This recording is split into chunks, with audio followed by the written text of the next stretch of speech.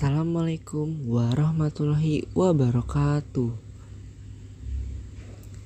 Hai semuanya, perkenalkan saya Raffi, perwakilan dari kelompok 5, akan membahas mengenai perlawanan Makassar, yaitu Kerajaan Goa.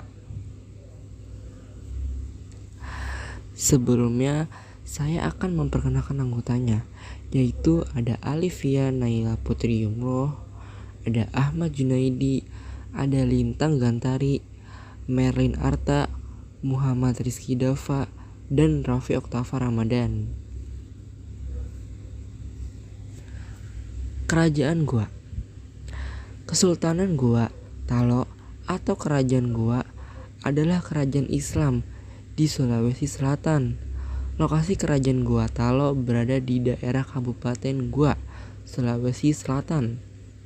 Pada akhir ke-16, Kerajaan Goa Talo memasuki Islam dan berubah menjadi kesultanan.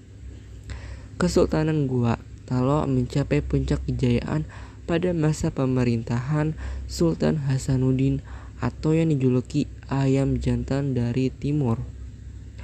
Di bawah kekuasaannya, kerajaan ini menjadi pusat perdagangan di Indonesia bagian timur. Sultan Hasanuddin juga memimpin perjuangan melawan penjajah di daerah Makassar. Faktor yang menyebabkan kerajaan Goa berkembang pesat yaitu ada letak Makassar yang sangat strategis dalam lalu lintas perdagangan, yaitu Malaka, Batavia, Maluku. Lalu jatuhnya Malaka ke tangan Portugis tahun 1511 yang menyebabkan saudagar-saudagar Arab, India, dan Melayu berpindah di Makassar. Kemudian, posisi Makassar merupakan pelabuhan transit lada yang berasal dari Kesultanan Banjar. Somba Opu. Kerajaan Goa memiliki pusat pelabuhan yang sangat terbuka dan banyak perdagangan asing tinggal di kota itu.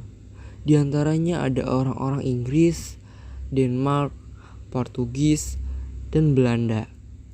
Bahkan mereka diizinkan untuk membangun benteng pertahanan. Hal inilah yang menyebabkan VOC berusaha untuk menaklukkan Goa dan menguasai pelabuhan Somba Opu dan melakukan monopoli perdagangan. Kerajaan Goa sangat anti terhadap monopoli perdagangan. Dalam kebudayaan bahari yang dimiliki oleh orang Makassar, mereka memiliki filosofi bahwa secara umum laut adalah milik bersama. Siapapun boleh melayarinya. Permintaan VOC agar Sultan menerima monopoli perdagangan di Makassar ditolak oleh Sultan Hasanuddin. Bahkan Sultan mengatakan, Tuhan telah menciptakan bumi dan lautan, telah membagi-bagi daratan di antara umat manusia, tetapi mengaruniakan laut untuk semuanya. Tak pernah kedengar larangan buat siapapun untuk mengarungi lautan. Upaya VOC untuk menaklukkan kerajaan Goa. Pada tahun 1634, VOC memblokade pelabuhan Somba Opu, tetapi upaya tersebut gagal dikarenakan perahu-perahu Makassar berukuran kecil dan lebih lincah, sehingga VOC sulit untuk menghentikannya. Karena gagal, kapal-kapal VOC merusak dan menangkap kapal pribumi. Perbuatan tersebut diketahui oleh Raja Goa, yaitu Sultan Hasanuddin. Sultan Hasanuddin memerintahkan rakyatnya untuk menghentikan tindakan VOC yang anarkis dan provokatif. Lanjut, yaitu upaya yang dilakukan Sultan Hasanuddin untuk menghadapi VOC. Yang pertama ada membangun benteng-benteng pertahanan di sepanjang pantai. Kemudian ada sekutu gua mulai dikoordinasikan untuk melawan VOC. Selanjutnya ada upaya VOC untuk melawan. VOC melakukan politik divide et impera atau politik adu domba yang bekerja sama dengan Pangeran Bugis dari Bone yaitu Aru Palaka.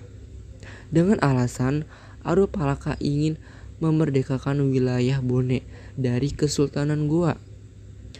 VOC yang dipimpin oleh Jenderal John Matsuyker menyerang Goa. Perang Makassar 1666 sampai 1669. Pada Juli 1667 terjadi puncak dari Perang Makassar, yaitu Perang Goa. Tentara VOC dipimpin oleh Cornelis Janszoon Spelman menyerang pasukan Goa dan berhasil mendesak pasukan Hasanuddin. Perjanjian Bongaya.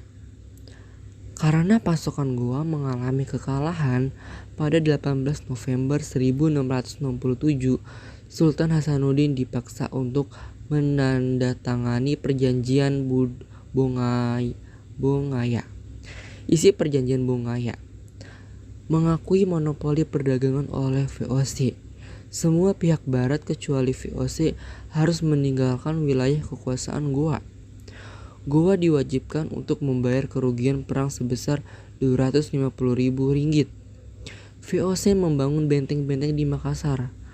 Goa harus mengakui kedaulatan Sultan Bone. Oke, sekian, terima kasih dari presentasi penjelasan saya. Semoga dimengerti dan dipahami. Terima kasih.